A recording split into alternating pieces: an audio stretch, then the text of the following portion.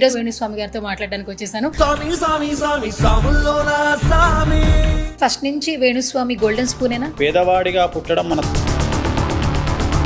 10 ఏళ్ల ముందు what is Venu Swamy అంటే? ఫస్ట్ బ్రాహ్మిన్ ఇండియాలో సెల్ ఫోన్ పెట్టినటువంటి వ్యక్తిగా. ఆ రోజు ఇన్కమింగ్ ₹8.40. సో సినిమా ఇండస్ట్రీలో నేను ఎప్పటి నుండో ఉన్నా. ఒక సినిమా గురించి ఎందుకు వేణుస్వామి గారు ఇంత మంచిగా మాట్లాడి ఈ సినిమా హిట్ అవ్వదు, ఆ సినిమా ఫట్ అయిపోతుంది? ప్రభాస్ గారిది యోగి సినిమా నేనే పూజ చేసిన. సెలబ్రిటీలతో సమానంగా సెలబ్రిటీ స్టేటస్ కాదు, నన్ను వెర్రినా కొడుకే అనుకుంటారు. ఇప్పుడు నన్ను ఇన్నిసార్లు చూసినావు నువ్వు, ఎక్కడైనా నాలో సెలబ్రిటీ అనేటువంటి అహం కానీ బిల్డప్ కానీ నీకు అనిపించిందా? ఫస్ట్కు కుంభమేళాల పూసలు అమ్ముకునే అమ్మాయిని తీసుకొచ్చి ఇవాళ ఫ్లైట్లు ఎక్కించి ఎక్కడెక్కడనో తిప్పుతున్నారు. అమితాబ్ బచ్చన్ చేసే షో కోన్ బరేగా కరోడుపతిలో ఎవరైతే కోట్ల రూపాయలు సంపాదించారో వాళ్ళందరూ రోడ్డు మీద ఉన్నారు. ఇప్పుడు నా దగ్గరికి కాల్ గర్ల్స్ వస్తారు. అల్లు అర్జున్, రేవంత్ రెడ్డి వాళ్ళే జైలుకు పోయిండు. అస్సలు వేణుస్వామి భయపడు. డార్లింగ్ ప్రభాస్, నేను యుద్ధం చేయాలనుకోవట్లేదు, యుద్ధం చేస్తే బతాయి. వేణుస్వామి గారు రీసెంట్ గా అమ్మగారు చనిపోయారు, కాలం చేశారు.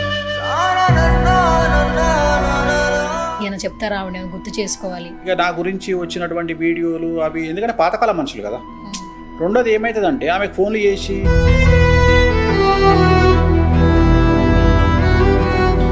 బెడ్ మీద పడకుండా చేయించుకోకుండా ఆమె ఒక 10 రోజులు కష్టపడ్డారు. సో 11వ రోజు పొద్దున 5:30కు లేచింది, పని మనిషి జడేసింది, నీళ్లు తాగింది, పని మనిషిని పిలిపించి నీళ్లు తాగింది. 9:30కు బ్రెయిన్ డెడ్ అయింది.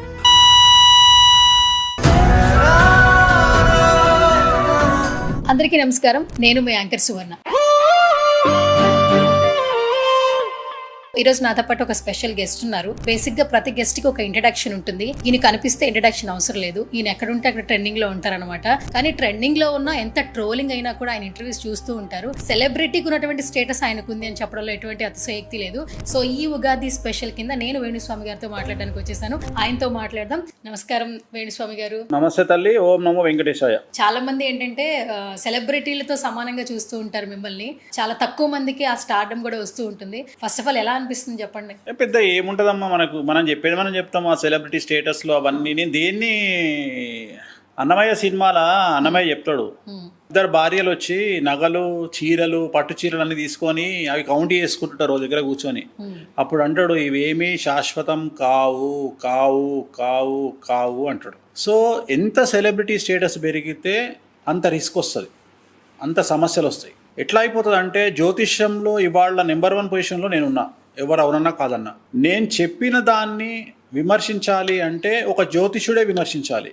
కానీ ఎంత దిగజారిపోయింది అంటే జ్యోతిష్యంలో ఓనమాలు తెలియని వాడు, నవగ్రహాలు ఎలా ఉంటాయో తెలియని వాడు, 12 రాసులు ఏంటివి, సో 108 పాదాలు ఏంటివి, నక్షత్రాలు ఏంటివి, భావాలు ఏంటివి, ఫలాలు ఏంటివి తెలియని వాడు కూడా వేణుస్వామి ఏదైనా చెప్పంగానే వేణుస్వామి ఏం చేస్తున్నాడు, వేణుస్వామి ఎందుకు చెప్తున్నాడు అని విమర్శిస్తాడు. మనకు సింపుల్ లాజిక్ అమ్మ, మానసికంగా డిస్టర్బ్ అయినటువంటి ఒక వ్యక్తిని సాధ్యమైనంత వరకు కొండ ప్రాంతాలకు తీసుకువెళ్ళమని చెప్పి డాక్టర్లు చెప్తారు.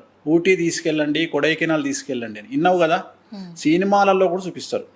సూపర్ స్టార్ కృష్ణ గారి సినిమాలో శ్రీదేవికి హెల్త్ బాగా లేకపోతే మానసికంగా తీసుకెళ్తే వెన్నెలైనా చీకటైనా అని ఒక సాంగ్ ఉంటుంది. అంటే దాని అర్థం ఏంటంటే వెన్నెలకు దగ్గరగా ఉంటే చంద్రుడి తేజస్సు వాళ్ళ మీద పడడం వల్ల మానసికంగా వాళ్ళు స్ట్రాంగ్ అవుతారు అని. అలాగే చంద్రుడి యొక్క తేడా వల్ల, అమావాస్య పౌర్ణిమ వల్ల సముద్రంలో ఆటుపోట్లు వస్తాయి అని మనం తెలుసుకున్నాం. సో అట్లనే ఎలాగైతే సముద్రము ప్రపంచవ్యాప్తంగా 70-75% వాటర్ ఉంటుంది, మిగిలింది భూమి ఉంటుందో, అలాగే మన శరీరంలో కూడా వాటర్ కంటెంట్ అనేటువంటిది ఉంటుంది, మిగతాదంతా ఎముకలు, గూళ్ళు అని మనం అనుకున్నాం. సో నవగ్రహాలు కమాండ్ చేస్తున్నప్పుడు వాటి గురించి మాట్లాడినప్పుడు జనాలు మనల్ని రిస్ట్రిక్ట్ చేస్తున్నారే అనే బాధ ఈ మధ్యన చాలా తీవ్రంగా ఉంది. ఎందుకంటే ఒక కెమెరామెన్ గురించి ఉదాహరణ, ఇప్పుడు ఆ బాబు కెమెరా పెట్టి అక్కడ ఏదో చూస్తున్నాడు, నాకు అదేందో తెలియదు. నేను ఆయన దగ్గరికి పోయి ఏందయ్యా అని నేను అంటే నువ్వు ఇట్లెందుకు పెట్టినావు కెమెరా అంటే నన్ను వెర్రినా కొడుకే అనుకుంటారు. ఎందుకంటే కెమెరా గురించి నాకు ఏం తెలియనప్పుడు నేను ఆ పిల్లవాడి జోలికి ఎందుకు పోవాలి, దాంట్లో వేరెందుకు పెట్టాలి. ఈ మైక్ ఉంది, ఈ మైకు గురించి నాకేం తెలియదు నిజంగానే. ఇది నేను ఇందాక ఏం అడిగినా దీనికి ఏమైనా మైకు పెడతారా అని అడిగిన. అంటే దీని సబ్జెక్ట్ నాకు తెలియదు. నాకు సబ్జెక్టు తెలియనప్పుడు తెలుసుకునే ప్రయత్నం చేయాలి. కానీ మన తెలుగు రాష్ట్రాల్లో మా కర్మ ఏందంటే జ్యోతిష్యం గురించి తెలియనోడు జ్యోతిష్యం గురించి విమర్శించి, వాస్తు గురించి తెలియనోడు వాస్తు గురించి విమర్శించి, ఇక్కడ సెలబ్రిటీ స్టేటస్ అని మీరు అనుకుంటారు. కానీ సెలబ్రిటీ స్టేటస్ కాదు. నా బతుకు ఎక్కడికి వచ్చింది అంటే టీవీలో ఎలాగూ చెప్పట్లేదు. కనీసం నా కొంపలో నేను కూర్చొని మాట్లాడుకున్నా, నా ఆఫీస్లో నేను కూర్చొని మాట్లాడుకున్నా, ప్రపంచంలో ఎవరు మాట్లాడుకోరా? ఒక ఇద్దరు జర్నలిస్టులు కూర్చొని ఇద్దరు భార్యాభర్తలు కూర్చొని మాట్లాడుకోరా? సో సెలబ్రిటీ స్టేటస్ అని మీరు అంటారు. కానీ సెలబ్రిటీ స్టేటస్ పెరుగుతున్న కొద్దీ జరిగేది ఏంటంటే ఫ్రీడమ్ అనేది తగ్గుతుంది. మనిషికి మాట్లాడేటువంటి స్వేచ్ఛ తగ్గుతుంది. 10 మందిలోకి వెళ్ళి నచ్చిన హోటల్లో భోజనం చేసే ఫ్రీడమ్ తగ్గుతుంది. అది నాకే కాదు, ప్రతి ఒక్కళ్ళకు తగ్గుతుంది. సో సెలబ్రిటీ స్టేటస్ను ఎంజాయ్ సెలబ్రిటీ స్టేటస్ అనేది వెరీ డేంజరస్. అది రావద్దు. కాకపోతే ఏంటంటే దాంట్లో మజా ఉంది అని అనుకుంటారు. నేను మజా ఉంది అనుకోను. నేను సామాన్యమైన మనిషిగానే ఉంటా. ఇప్పుడు నన్ను ఇన్నిసార్లు చూసినావు నువ్వు. ఎక్కడైనా నాలో సెలబ్రిటీ అనేటువంటి అహం కానీ బిల్డప్ కానీ నీకు అనిపించిందా? పర్సనల్గా అయితే అనిపించలేదు సార్. అంటే ఇంకేముంటుంది, ఇంకా వేరే ఏముంటుంది? ఎప్పుడైనా మాటలు వైరల్ అవుతున్నప్పుడు బయట కెమెరాలో కాదు. నేను ఇప్పుడు ఇన్ని రోజులు మన పరిచయంలో ఒక్కనాడన్నా నేను అహంభావంగా నీ దగ్గర ఉండడం కానీ మాట్లాడడం కానీ ఎక్కడైనా కనిపించిందా? చాలా సింపుల్గా ఉంటాం. నేను డ్రైవర్తో సమానంగా చూస్తా, నేను పనివాడిని సమానంగా చూస్తా. సో ఆ సెలబ్రిటీ స్టేటస్లు ఇవన్నీ నేను ఏమంటా అంటే శాశ్వతం కాదు. సో రెండోది, ఎంత స్టేటస్ పెరిగితే ముఖ్యమంత్రి గొప్ప అని మనం అనుకుంటాం, కానీ ముఖ్యమంత్రికి ఉండే సమస్యలు ఎవరికి ఉండవు. అట్లనే ఒక హీరో గొప్ప అని మనం అనుకుంటాం. ఆ హీరో ఫెయిల్ అయితే, సినిమా ఫెయిల్ అయితే ఆ హీరో పడే కష్టం ఎవరికి రాదు. ఒక్క సినిమా పోతే ఆ హీరో 5 సంవత్సరాలు బయటికి రాలేడు. అంటే అంత డిప్రెషన్లోకి వెళ్ళిపోతారు. ఒక హీరోయిన్ సినిమా ఫెయిల్ అయితే డిప్రెషన్లోకి వెళ్ళిపోతుంది. సో చాలా ఈజీగా మనం మేనేజ్ చేస్తాము. సో నా మీద కూడా ఎంత ప్రెషర్ ఉంటుంది అంటే ఒక ప్రిడిక్షన్ చెప్పినప్పుడు అది జరగకపోతే చాలా ప్రెషర్ ఉంటుంది నా మీద. సో చాలామంది చాలా రకాలుగా విమర్శిస్తారు. బయటకు వచ్చి మాట్లాడితే కానీ తెలియదు కదా. అంటే ఇక్కడ ఏమంటారంటే మనకు నిజాయితీతో పాటు సక్సెస్ రేట్ కూడా ముఖ్యం. సో సక్సెస్ రేట్ ఉంటేనే సినిమా ఇండస్ట్రీ అయినా డైరెక్టర్లు అయినా సక్సెస్ రేటు ఉన్న వాళ్ళకే చెల్లుబాటు ఉంటుంది. సెలబ్రిటీ స్టేటస్ అనేది ఎప్పుడూ శాశ్వతం కాదు, పోతూనే ఉంటుంది, వస్తూనే ఉంటుంది. అది పెద్ద శాశ్వతం కాదు. ఇవాళ రేపు సోషల్ మీడియా సెలబ్రిటీ లాస్ట్కు కుంభమేళాల పూసలు అమ్ముకునే అమ్మాయిని తీసుకొచ్చి ఇవాళ ఫ్లైట్లు ఎక్కించి ఎక్కడెక్కడో తిప్పుతున్నారు. సో ఆమె ఎన్ని రోజులు ఇట్లుంటుందో తెలియదు. ఉన్నన్ని రోజులు అనుభవించాలి, తర్వాత మళ్ళీ దుకాణం బంద్. అన్నిటికంటే ముఖ్యం ఏంటంటే అమితాబ్ బచ్చన్ చేసే షో కోన్ బరేగా కరోడుపతిలో ఎవరైతే కోట్ల రూపాయలు సంపాదించారో వాళ్ళందరూ రోడ్డు మీద ఉన్నారు. ఇప్పుడు వాళ్ళందరూ గొప్ప అని మనం అనుకుంటాం. వాళ్ళకు తెలివి ఉంది కానీ డబ్బిస్తే హ్యాండిల్ చేసే తెలివి లేదు. వాళ్ళందరూ ఇవాళ మైనస్లోకి వెళ్ళిపోయారు. సో బ్యాంక్రప్ట్ అయిపోయారు మొత్తం. అంటే లోన్ల పాలైపోయారు వాళ్ళంతా. సో చాలా కష్టం సెలబ్రిటీ స్టేటస్ నిలబెట్టుకో. ఈ ప్రపంచంలో 3 విషయాలు చాలా ఈజీ, 3 విషయాలు చాలా కష్టం. ఒకటి, డబ్బు సంపాదించడం ఈజీ. అమ్మాయిని ప్రేమించడం ఈజీ. సెలబ్రిటీ స్టేటస్ తెచ్చుకోవడం ఈజీ. అలాగే 3 కష్టం. అమ్మాయిని కాపాడుకోవడం కష్టం. అంటే పెళ్ళాంగా వచ్చిన అమ్మాయిని పెళ్ళాంగా నిలబెట్టుకోవడం కష్టం. అలాగే సెలబ్రిటీ స్టేటస్ నిలబెట్టుకోవడం కష్టం, డబ్బు సంపాదించింది నిలబెట్టుకోవడం కష్టం. ఏవి ఈజీయో అవి కష్టాలు. ఈ ప్రపంచంలో ఈ 3 అట్లా వెరైటీగా ఉంటాయి. ఎక్కడి నుండి చూసినా వికటకవి, ఇక్కడ నుండి చూసినా వికటకవి, ఇక్కడ నుండి చూసినా వికటకవి అని. ఈ 3 ఈజీ, 3 కష్టం. సో చాలా రిస్క్ ఉంటుంది. వీటిని బ్యాలెన్స్ చేయడంలో చాలా రిస్క్ ఉంటుంది. రెండోది, వీటి మీద సమాజం దృష్టి చాలా ఎక్కువగా ఉంటుంది. సోషల్ మీడియా దృష్టి చాలా ఎక్కువగా ఉంటుంది. నిన్నటి వరకు అడ్డగోలుగా సంపాదించినటువంటి ఇన్ఫ్లుయెన్సర్స్, యూట్యూబర్స్ సడన్గా ఇవాళ రాత్రి టెన్షన్తో ఉన్న వీడియోలన్నీ డిలీట్ చేసుకొని ఇప్పుడు నెలకొచ్చే రెవెన్యూ రాకుండా, అటు ఇన్స్టాగ్రామ్లో యాడ్లు లేకుండా ఒక్కసారి వాళ్ళ ఫైనాన్షియల్ స్టాండర్డ్స్ మొత్తం పడిపోతాయి ఇప్పుడు ఈ కేసుల వల్ల, బెట్టింగ్ యాప్స్ వల్ల. సో చాలా రిస్క్లోకి ఇది అంతటా ఉంటుంది. సో ఖచ్చితంగా ఈ సెలబ్రిటీ స్టేటస్ అనేది ఈ సంవత్సరము నాతో పాటు సెలబ్రిటీలు అందరూ విశ్వావసనామ సంవత్సరంలో రిస్క్లోకి వెళ్ళబోతున్నారు. ఓకే. సో వేణుస్వామి గారు గత కొన్ని సంవత్సరాల నుంచి ఆల్మోస్ట్ ఒక 10 ఏళ్ళు అనుకోండి, మీరంటే ఏంటో అందరికీ తెలుసు. బట్ 10 ఏళ్ల ముందు వాట్ ఈజ్ వేణుస్వామి అంటే ఏంటి, ఏం చెప్తారు? మాకు తెలియని వేణుస్వామిని ఒకసారి నాకు తెలుసుకోవాలంది. సో ఫస్ట్ భారతదేశంలో సెల్ ఫోన్ పెట్టినటువంటి మొట్టమొదటి వ్యక్తిగా 1997లో జూన్ 6వ తేదీ నాడు వార్తా పేపర్లో నా గురించి ఒక ఆర్టికల్ వచ్చింది. ఫస్ట్ బ్రాహ్మిన్ ఇండియాలో సెల్ ఫోన్ పెట్టినటువంటి వ్యక్తిగా. ఆ రోజు ఇన్కమింగ్ 8 రూపాయల 40 పైసలు నిమిషానికి. ఆ రోజు నేను సెల్ ఫోన్ పెట్టిన. సో చాలామందికి నా గురించి తెలియదు. సో సినిమా ఇండస్ట్రీలో నేను ఎప్పటి నుండో ఉన్నా. ఈరోజు మీరు చెప్తున్న స్టార్ హీరోలు, సూపర్ హీరోలు అందరి సినిమాలకు నేను ముహూర్తాలు పెట్టిన. సో అందరూ నాకు తెలుసు. పొలిటీషియన్లు అందరి దగ్గర నేను పనిచేసిన. చంద్రబాబు నాయుడు దగ్గర పనిచేసిన, చెన్నారెడ్డి గారు, కోట్ల విజయభాస్కర్ రెడ్డి గారు, సో అందరి దగ్గర నేను పనిచేసిన. సో అందరికీ పూజలు చేసిన. సో చాలామంది దగ్గర పనిచేసి 2004 తర్వాత మెల్లిగా జ్యోతిష్యం వైపు టర్న్ అయ్యి, సో ఇప్పుడు ప్రజెంట్ జ్యోతిష్యాన్ని ఒక్కటే కాకుండా నాకు ఇతర వ్యాపారాలు ఏవో చేసుకుంటుంటా.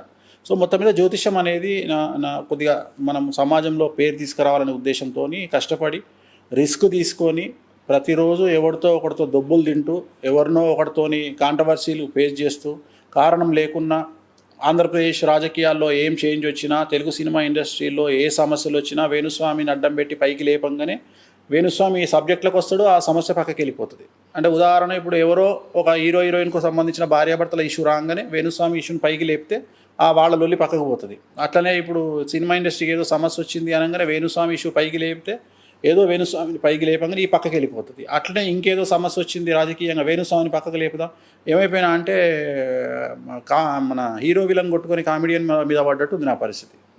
సో అట్లా. సో ఓకే, జాతకం will decide, time will decide, ఎవరు ఏంది అనేది టైం విల్ డిసైడ్. సో మనం చెప్పిన ప్రిడిక్షన్స్ జరిగినప్పుడు సమాజంలో ఆటోమేటిక్గా చేంజెస్ వస్తాయి. ఎన్ని విమర్శలైనా కొట్టుకుపోతాయి. సో సహజం అది. ఇప్పుడు అల్లు అర్జున్ ఎంత విమర్శించినా, ఇవాళ అల్లు అర్జున్ పుష్ప 2కు 2000 కోట్లు కలెక్షన్ తీసుకుంది. సో చాలామంది సినిమాకు ముందు విమర్శించినారు, నన్ను కూడా విమర్శించారు. అల్లు అర్జున్ హీరో, మంచి హీరో ఉంది, రాజయోగం ఉంది అంటే ఇదా రాజయోగం అని చెప్పి నన్ను విమర్శిస్తూ పోస్టులు పెట్టారు. ఇవాళ అల్లు అర్జున్ తోపు అని చెప్పి జనాలకు అర్థమైంది. సో ఎవడో విమర్శించిండు అని నేను మాట్లాడను. నేను ఓన్లీ సబ్జెక్ట్ పరంగానే మాట్లాడతాను. నాకు విమర్శలు ఇవన్నీ నేను పట్టించుకోను. నేను కుండలి ఏం చెప్తే అది మాట్లాడతా. జరగనియండి, జరగకపోనియండి. నాకు 13-14 సంవత్సరాలు ఉన్నప్పుడు నేను సినిమా ఇండస్ట్రీలోకి వచ్చిన. 14 సంవత్సరాలప్పుడే సినిమా ఇండస్ట్రీలో ఒక సినిమా ముహూర్తం పెట్టిన. సో చాలా రోజులు నడుస్తుంది. సో కాకపోతే ఈ జనరేషన్లో ఎలా ఉంటుందంటే కొత్త వాళ్ళు పాత వాళ్ళని గుర్తుపట్టారు. సో అట్లనే నడుస్తుంటుంది. చిన్నప్పటి నుంచి ఫస్ట్ నుంచి వేణుస్వామి గోల్డెన్ స్పూనేనా? అస్సలు లేదు. నేను బాగా నమ్మే సిద్ధాంతాల్లో ఒకటి ఏంటంటే, పేదవాడిగా పుట్టడం మన తప్పు కాదు, కానీ పేదవాడిగా చచ్చిపోవడం మన తప్పు. ఇది నమ్మినటువంటి సిద్ధాంతం. చాలా చాలా నమ్మిన నేను. రిస్క్ తీసుకుంటే డబ్బు సంపాదించడం చాలా ఈజీ. రిస్క్ తీసుకోవాలి. రిస్క్ తీసుకుంటేనే సక్సెస్. ఈ భయపడము, జైలు అనగానే భయపడము, గొడవలు అనగానే భయపడము, కాంట్రవర్సీస్ అంటే భయపడము క్వశ్చన్ లేదు. అస్సలు వేణుస్వామి భయపడడు. చిన్నప్పటి నుండి భయం లేదు. చిన్నప్పటి నుండి భయం లేదు. రెండోది ఏంటంటే, తెలంగాణ ప్రాంతంలో కొద్దిగా మాకు ఆరగెన్సీ ఎక్కువ. అంటే తెలంగాణలో కొద్దిగా different kind of life style ఉంటుంది. సో మరీ ముఖ్యంగా హైదరాబాద్కు దగ్గర ఉండడము, చాలా తొందరగా హైదరాబాద్కు రావడం వల్ల నాకు హైదరాబాద్ లైఫ్ స్టైల్ చాలా తొందరగా అలవాటైంది. నేను 90లో హైదరాబాద్కు వచ్చిన. అంటే 87లో మా ఫాదర్ చనిపోయినారు. 90లో హైదరాబాద్కి వచ్చిన. 90 అంటే నేను ఇంచుమించు 14 ఏళ్ళప్పుడు హైదరాబాద్కి వచ్చిన. సో హైదరాబాద్కి వచ్చినప్పటి నుండి ఈ కల్చర్ అలవాటైపోయింది. పాత బస్తీ కానీ ఇదంతా అలవాటైపోయి ఏమైపోయిందంటే ఎక్స్ట్రీమ్గా నాకు అలవాటైపోయి రఫ్ అండ్ టఫ్గా తయారైన నేను. రెండోది ఏంటంటే, కొంతమంది రౌడీ షీటర్లు హైదరాబాద్లో పేరున్న వాళ్ళు నాకు బాగా, మా నాన్నగారికి చాలా భక్తులు ఉండే. ఉదాహరణ ముక్కా నరసింహరావు గారు అని సికింద్రాబాద్లో పెద్ద రౌడీ షీటర్. ఆయన మా నాన్నగారికి వీరభక్తుడు. సో అట్లా ఆయన దగ్గరికి వెళ్ళడము, ఏదైనా పని ఉంటే కూర్చోవడం, వెళ్ళి అంకుల్ అంటూ చిన్నపిల్లని కాబట్టి కూర్చోవడము, అట్లా వాళ్ళతో తిరిగినప్పుడు ఏమైపోయిందంటే కొద్దిగా మనకు కూడా తెలియకుండా లోపల ఒక ధైర్యం అనేది ఏర్పడ్డది, వీళ్ళంతా నా వెనకాతల ఉన్నారు అని. సో ఆ ధైర్యం వల్ల ముందుకు వచ్చి అట్లా ఏదో ఒక rough and tough situation. So ఈ భయాలు ఇదేం లేదు. అంటే ఏదైనా జరుగుతుందేమో అనే ప్యానిక్ అవ్వడము, ఏదైనా ఎదుర్కొందాం లైఫ్లో, ఇంత చూసినాము, అంతేగాని వాడేదో బెదిరియంగానే ఉచ్చబోసుకుందాం ఇట్లాంటి ఆలోచనలు ఏం లేదు. పోతే జైలుకు పోతాము, ఏమైతే మహా అంటే ఈ కలియుగంలో మహా చేస్తే జైల్లో పెడతారు. నేనైతే ఒకటే నమ్మిన, అల్లు అర్జున్ కంటే నేను తోపు కాదు, రేవంత్ రెడ్డి కంటే నేను తోపు కాదు, చంద్రబాబు నాయుడు కంటే నేను తోపు కాదు, అందరికంటే అమిత్ షా కంటే నేను తోపు కాదు. వాళ్ళే జైలుకు పోయిండ్రు, నేనెంత ఆఫ్టర్ ఆల్ కానీ కొన్కిస్క కానీ. సో జైలుకు పోవడం అనేది పెద్ద విషయం కాదు. ఏదో సంచలనం ఎవడో ఒకటి రాస్తే ఒకవేళ అది కూడా అయితే దానికి కూడా సిద్ధమే, పోయి కూర్చుంటాం. దాని పెద్ద విషయం ఏముంది, 2 రోజులు అయితే బెయిల్ వస్తుంది. సో అన్నిటికీ ప్రిపేర్ అయ్యి అంత సింపుల్గా తీసుకునే వ్యక్తిత్వం, అంతేగాని ఏదో కొంపలు మునిగినాయి అంతే తప్ప పెద్ద ఎక్స్ట్రీమ్ పోయి ఎక్స్ట్రీమ్ ఆలోచన చేసి భయపడి ఏదో అయిపోతుంది సవ్వాలి లేదా, భయపడేది వేణుస్వామి బ్లడ్లో లేదు. ఓకే. కాకపోతే ఏంటంటే కొన్ని ఒక వయసు వస్తున్నప్పుడు ఎందుకులే కాంట్రవర్సీస్ అని ఆలోచిస్తాం. ఇప్పుడు చాలా చాలా సందర్భాల్లో మనల్ని ట్రిగ్గర్ చేసే వాళ్ళు ఉంటారు. ప్రతి ఒక్కడిని మనం కూడా గెలుకుతూ వెళ్ళలేం. ప్రతి ఒక్కడిని మనం కూడా విచ్చలవిడిగా గెలుతూ ఇప్పుడు కొట్లాడుకుంటూ వెళ్ళిపోతే కష్టం అవుతుంది. మన లైఫ్ స్టైల్ దెబ్బతింటుంది. నాకు సర్కిల్ ఉంది, నా దగ్గరికి క్లయింట్లు వస్తారు, నా దగ్గరికి కాల్ గర్ల్స్ క్లయింట్లు వస్తారు, నా దగ్గరికి రౌడీ షీటర్ క్లయింట్లు వస్తారు, నా దగ్గరికి మాఫియా క్లయింట్లు వస్తారు, నా దగ్గరికి అన్ని రకాల క్లయింట్లు ఉన్నారు. నాకు పెద్ద లెవెల్ డాన్లు కూడా నా క్లయింట్లే. బోలో పండిట్జీ క్యాచ్ అయ్యే అంటారు, బోలో గురూజీ క్యాచ్ అయ్యే అంటారు. అంత మాత్రం నేను వాడను కదా. మీరు ప్రతిసారి ఒక మాట మాట్లాడుతుంటారు వేణుస్వామి గారు, జాతకంలో యోగం ఉండాలి, ఏం అనుభవించాలన్న అంటారు. ఫస్ట్ ఆఫ్ ఆల్ మీరు చాలా మందికి జాతకాలు చూస్తూ ఉన్నారు. మీ జాతకం ఎప్పుడన్నా మీరు చూసుకున్నారా? ఎప్పుడు చూసుకుంటా. ఎప్పుడు ఏ ప్రాబ్లం వచ్చినా ప్రతి సంవత్సరం ఎలా ఉంది అనేది చూసుకుంటా, దానికి తగ్గ రెమెడీస్ చేసుకుంటా. ఖచ్చితంగా రెమెడీస్ ప్రతి సందర్భంలో. ఇక్కడ సక్సెస్ రేట్ చూస్తామమ్మా. సక్సెస్ రేట్ అంటే నేనైనా, డాక్టర్ అయినా, సైన్స్ అయినా, ఎవరైనా సక్సెస్ రేట్ చూస్తాం. ఉదాహరణ, నేను చెప్పే ప్రిడిక్షన్స్లో ఒక 100 చెప్తే ఒక 10 జరగకపోవచ్చు, కానీ నా సక్సెస్ రేట్ 90. నేను ఇప్పుడు కూడా చెప్తున్నా, ఇప్పుడు కూడా నీ ద్వారా మైక్ ద్వారా ఏం చెప్తున్నా, ఈ వీడియో చూస్తున్న వాళ్ళు, ఇంటర్వ్యూ చూస్తున్న వాళ్ళకు చెప్పేది ఒకటే. ఫస్ట్ నన్ను విమర్శించడానికి చాలా కష్టపడి కొంతమంది వీడియోలు పెడుతున్నారు. ఫస్ట్ అవి చూడండి. ఫస్ట్ నన్ను ఎక్కే వాళ్ళ వీడియోలు చూడండి, నన్ను తిట్టే వాళ్ళ వీడియోలు చూడండి, నన్ను విమర్శించే వాళ్ళ వీడియోలు చూడండి. చూసి మీకు నా మీద నమ్మకం కలిగిన తర్వాత నా వీడియోలు చూసి నా దగ్గరికి రండి, లేదంటే వేరే జ్యోతిష్కుల దగ్గరికి వెళ్ళండి. అంత కాన్ఫిడెంట్గా ఉన్నా నేను. ఎందుకంటే నా సక్సెస్ రేట్ అనేది 90% పైన ఉంటుంది. 90% పైన ఉంటుంది. సో నాకేం లేదు. ఈ పబ్లిసిటీలు ఇవన్నీ నేను పెద్ద పట్టించుకోను. ఇవన్నీ నేను, ఎందుకంటే నాకు మౌత్ పబ్లిసిటీ ఉంటుంది, నేను కష్టపడి పైకి వచ్చినా కాబట్టి, నాకంటూ ఓను క్లయింటేల్ ఉంటుంది కాబట్టి నేనేం పెద్ద భయపడ. అందుకనే ధైర్యంగా చెప్తున్నా, నా చెడు వీడియోలు చూడండి, నన్ను తిట్టే వీడియోలు చూడండి, నన్ను విమర్శించే వీడియోలు చూడండి. వాళ్ళు కష్టపడి వీడియోలు చేస్తున్నారు, కష్టపడి ప్రోగ్రామ్ చేస్తున్నారు. మంచిగా చూసిన తర్వాతనే మీకు నమ్మకం వస్తే నా దగ్గరికి రండి, లేకుంటే వేరే వాళ్ళ దగ్గరికి వెళ్ళండి. ఓకే. ఇంతకుముందు మీరు అన్నారు వేణుస్వామి గారు, చాలా సినిమాలు, నేను సినిమా ఇండస్ట్రీకి వచ్చేసి 14 ఏళ్ళు ఎప్పుడు వచ్చేసాను, చాలా సినిమాలకు ముహూర్తాలు పెట్టాను. అంటే సినిమా ఇండస్ట్రీతో మీకు ఒక బాండింగ్ ఉంది, ఒక అఫెక్షన్ ఉండింది. అండ్ నేను అతడు సాంగ్లో చూసినప్పుడు ఒక టైంలో చాలా వేణుస్వామి గారు పూజ చేస్తూ ఆ సాంగ్ వచ్చినప్పుడు వైరల్ అయ్యారు. అంటే ఎవ్రీబడి వాజ్ షాక్. ఒక్కసారిగా అంటే మిమ్మల్ని ఏంటంటే సినిమా ఫెయిల్ అయితే మాట్లాడతారు, లేదా ఒక స్టార్ గురించి ఏదైనా చెప్పాలనుకుంటే అంటే కాంట్రవర్సీగా మాట్లాడే పర్సన్ సడన్గా సినిమాలో కనిపించడం కొంతమందికి షాక్. ఫస్ట్ ఆఫ్ ఆల్ అంటే బేసికల్గా మీలో సినిమా మీద ఒక లవ్ ఉంది, కానీ ఎందుకు ఆ లవ్ పోయి ఇంత వేరే నెక్స్ట్ చేంజ్లోకి ఎందుకు వచ్చేసారు వేణుస్వామి అని కొంతమంది అడిగే క్వశ్చన్కి మీరు ఇచ్చే ఆన్సర్ ఏంటి? ఏం లేదు, నన్ను ఇట్లా చెడగొట్టింది ఒక టీవీ ఛానల్. నాతో ప్రోగ్రాములు చేయించింది ఆ టీవీ ఛానల్. 2011 నుండి పొలిటికల్ పంచాంగము, సినిమా పంచాంగము అని నా గురించి కావాలంటే మీరు గూగుల్ సెర్చ్లోకి వెళ్ళండి, వేణుస్వామి పొలిటికల్ పంచాంగము, సినిమా పంచాంగము అంటే వీడియోలు వస్తాయి. సో నాకు అలవాటు చేసింది వాళ్ళు. చేసి నాతో చెప్పించి సడన్గా వాళ్ళు యూటర్న్ తీసుకొని వాళ్ళ నా మీద నేను ఒక శత్రువుని అయిపోయినా. సో నాకు అలవాటు చేసింది మీడియానే. నేను ఎప్పుడు చెప్పలే, అసలు నాకు ఇంట్రెస్ట్ కూడా లేదు. నేను అసలు సినిమా ఇండస్ట్రీ వైపు వచ్చి ఇవి చెప్పేవాడిని కాదు.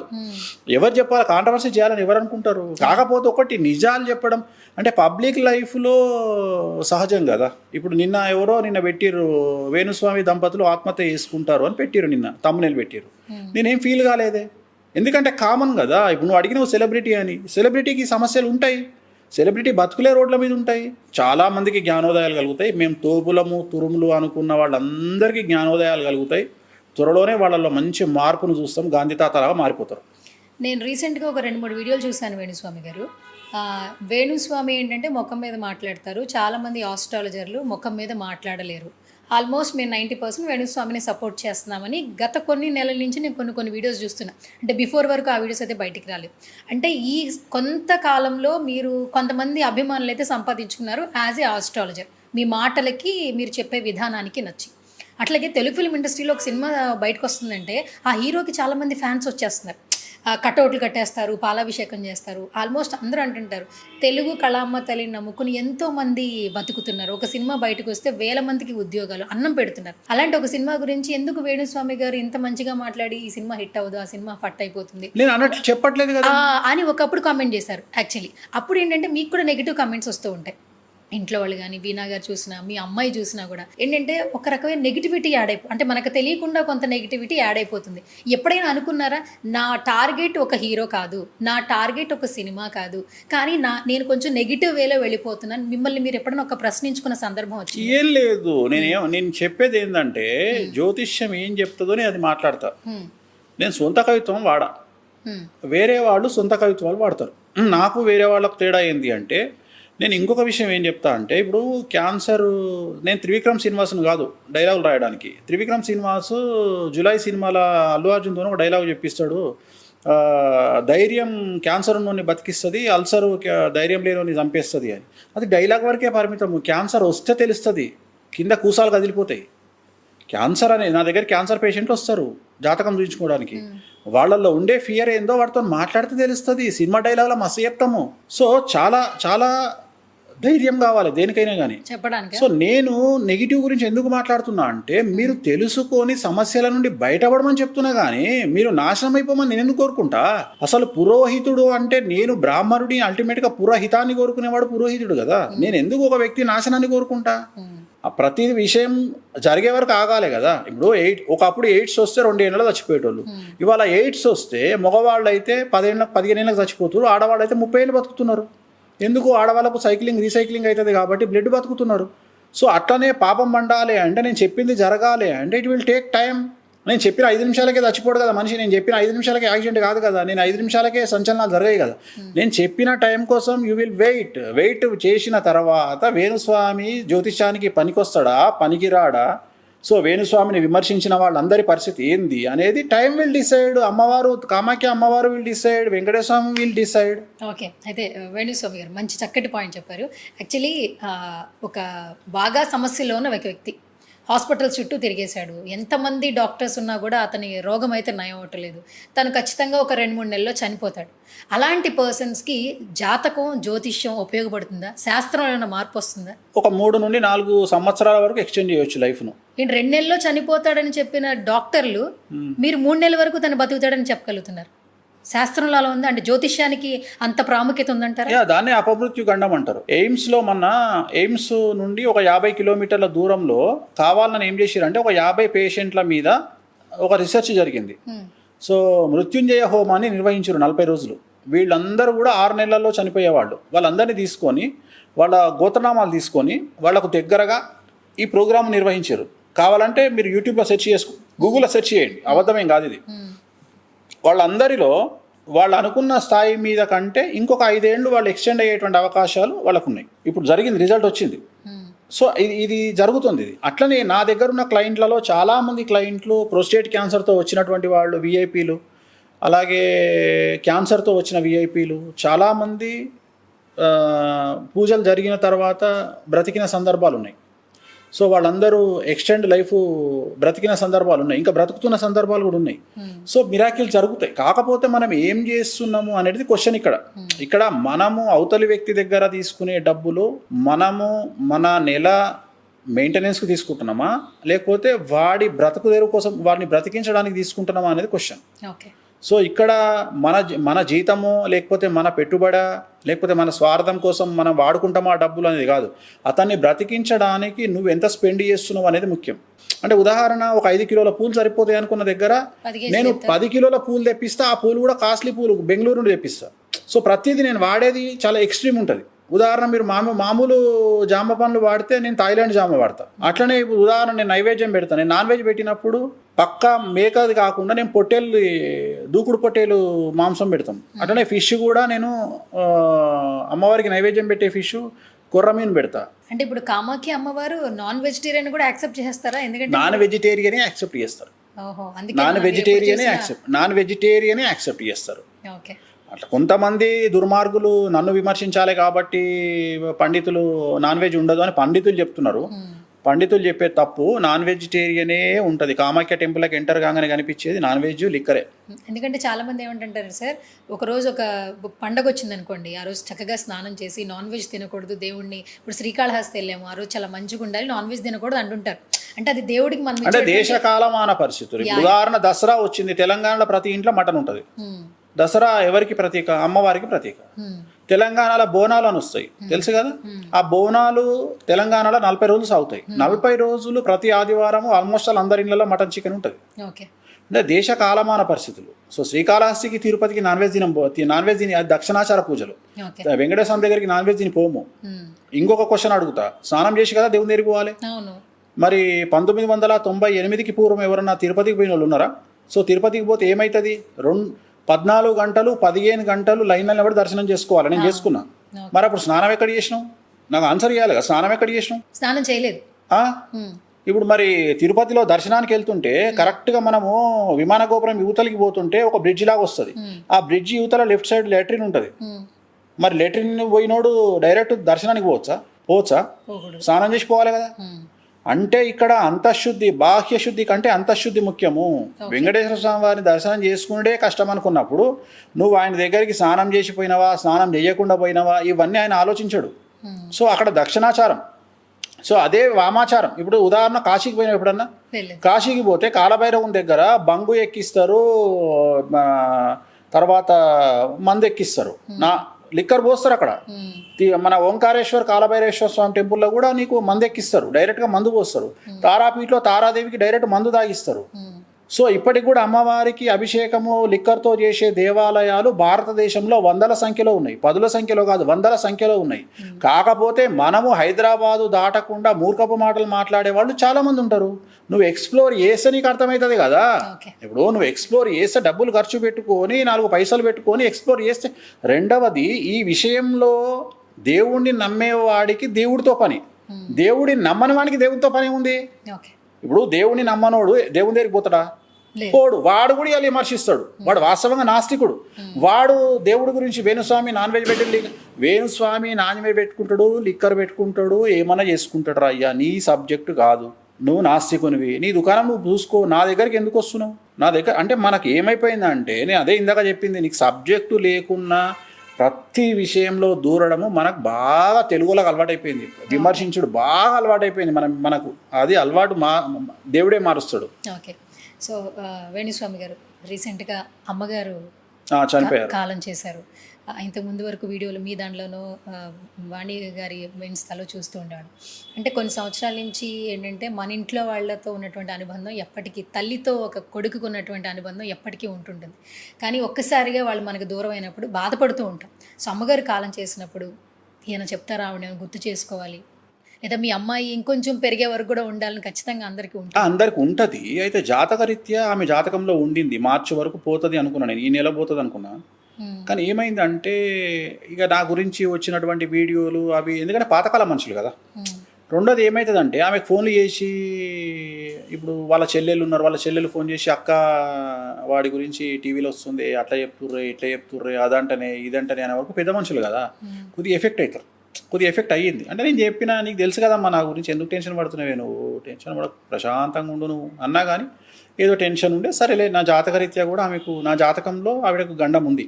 సో అప్పటికే 2016లో ఉంటే నేను పూజలు తిరునాళ్ళ తీసుకెళ్ళి పూజ చేయించడం అన్నీ అయిపోయినాయి. కానీ ఇక ఒకటి సంతోషం ఏంటంటే, చేయించుకోకుండా పోవడం అనేది పెద్ద గాడ్ గిఫ్ట్ ఈ జనరేషన్లో. పెద్ద మనుషులు బెడ్ మీద పడకుండా చేయించుకోకుండా, ఆమె ఒక 10 రోజులు కష్టపడ్డారు.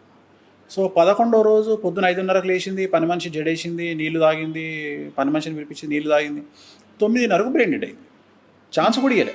సో నేను బాధపడితే ఏం బాధపడ్డా అంటే, అంటే కనీసం నాకు మెడికల్గా నన్ను ట్రీట్మెంట్ చేయించే అవకాశం ఉండే. నాకు మా కర్మ. విచిత్రమైన విషయం ఏంటంటే, మా నాన్నగారు చనిపోయినప్పుడు అపోలో హాస్పిటల్ అండర్ కన్స్ట్రక్షన్. నేను అపోలో హాస్పిటల్లో ఆడుకున్నా. అపోలో హాస్పిటల్లోనే ప్రాణ స్నేహితులు అనే సినిమా, మురళీమోహన్ కృష్ణరాజు గారి సినిమా ముహూర్తం చేసిన. అప్పటికి అండర్ కన్స్ట్రక్షన్ గోయింగ్. సో అప్పుడు అపోలో హాస్పిటల్ కనుక ఓపెన్ అయ్యి ఉంటే మా నాన్న బతికేవాడు. ఎందుకంటే 87 అంటే అప్పుడు మెడికల్ ఇంత లేదు, 1987లో ఇంత లేదు మెడికల్ ఫీల్డ్.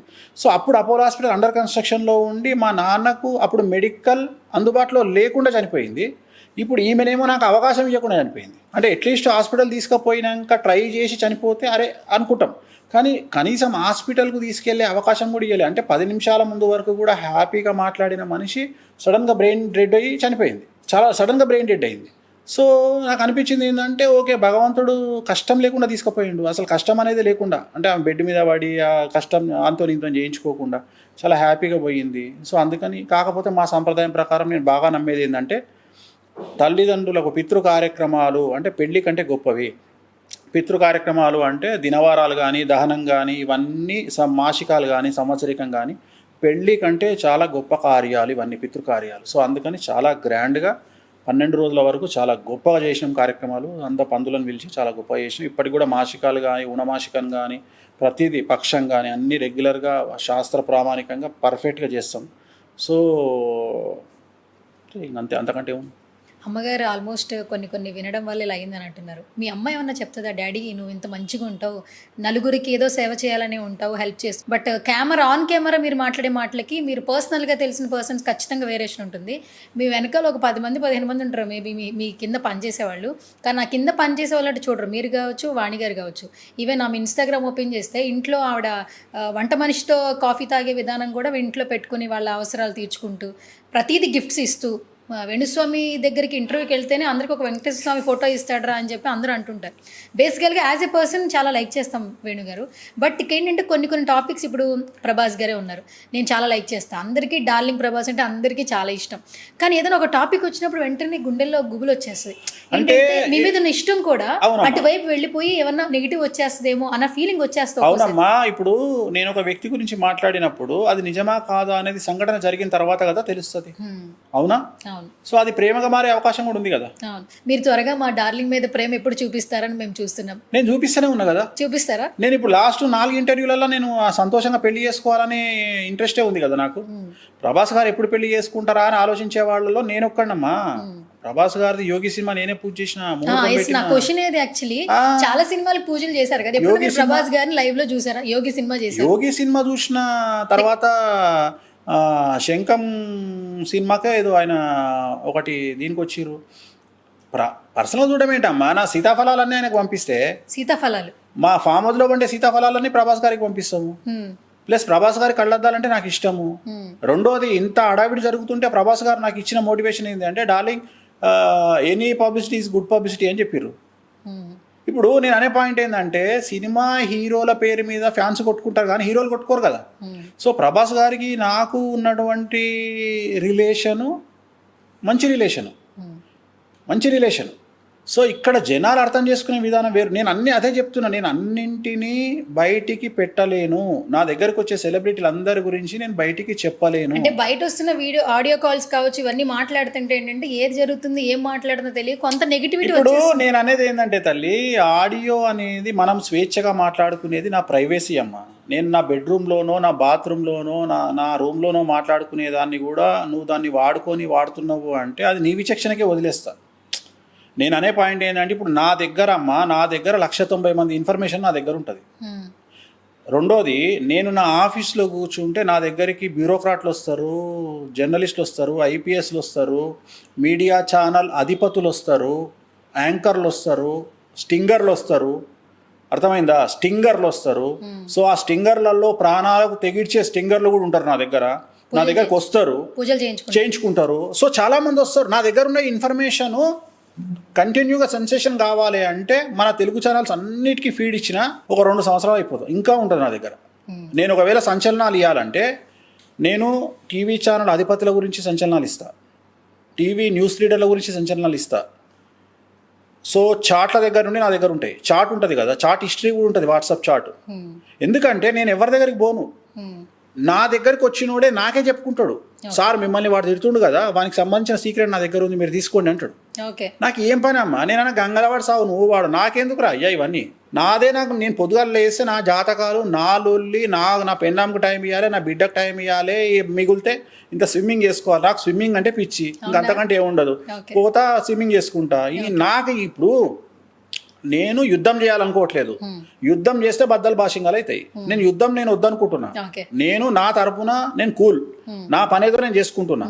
ఇంకోటి నేను అవతల వ్యక్తులను శత్రువులుగా నేను భావించా. ఎందుకంటే పొద్దున్న లేస్తే నన్ను 100 మంది తిడతారు. ఇప్పుడు ఈ వీడియోలో కూడా ఇంటర్వ్యూలో వాడు ఎవడో పందినా కొడుక మళ్ళీ వచ్చి రవ్వ అంటాడు నన్ను. ఇప్పుడు నేను వాళ్ళ ఇంటికి పోవాలన్నా? నేను అనేది ఏంటంటే ఇవన్నీ నాకు వద్దు. నేను నా ఫ్యామిలీతోని, నా పెళ్ళాంతోని, నా టూర్లు, నా ఎంజాయ్, పుట్టినందుకు 2 జీవితాలు అనుభవించి చచ్చిపోతా. నా కాన్సెప్ట్ అది. ఒకసారి రాజా సార్కి ఆల్ ది బెస్ట్ చెప్పండి సార్, మా డార్లింగ్ మీ నోటితో వినాలనుంది. డార్లింగ్ ప్రభాస్ రాజా సార్కి ఆల్ ది బెస్ట్. సెప్టెంబర్లో ప్రజెంట్ అయితే సెప్టెంబర్లో డేట్ ఇస్తున్నారు. సో సెప్టెంబర్లో రాజా సార్ రిలీజ్ సూపర్ హిట్ కావాలి డార్లింగ్. సో నేను కూడా హ్యాపీగా ఫీల్ అవుతా. త్వరలో కలిసి ఒక వీడియో పెడతా. డార్లింగ్ ఒక గిఫ్ట్ ఇస్తా అన్నాడు నాకు. ఆ గిఫ్ట్ ఇస్తే ఆ గిఫ్ట్ తీసుకొని వీడియో పెడతా. మొత్తానికి మాకు కూడా చాలా హ్యాపీగా ఉంది విషెస్ చెప్పినందుకు. అండ్ మీరు చాలా ఈ ఇంటర్వ్యూలో చాలా ఓపెన్ అయ్యారని నాకు కూడా అనిపిస్తుంది. నేను చాలా హ్యాపీ ఫీల్ అవుతున్నాను యాక్చువల్లీ. బయట చూసేదానికి ఇప్పుడు మాట్లాడేదానికి చాలా తేడా ఉంది. అందరు అట్లనే అనుకుంటారు తల్లి. ఇక్కడికి వచ్చేవరకే అట్లా అనుకుంటారు. ఇక్కడికి వచ్చినాక అందరికి అర్థమవుతుంది. రెండోది నీకు వ్యక్తిగతంగా నేను తెలుసు. ఇక ఇప్పుడు నా ప్రొఫెషన్ తల్లి, ఏ ప్రొఫెషన్గా చూడాలి అంతే. ఇక దానికి ఏముంది, ఇక మనం తప్పు పడితే ఇక ఎవరు.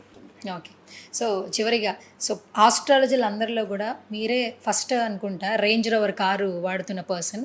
అండ్ మీ మెయింటెనెన్స్ కూడా అంత హైగా ఉంటుంది, అంటే ప్రతిదీ బ్రాండెడ్ వాడుతూ ఉంటారు.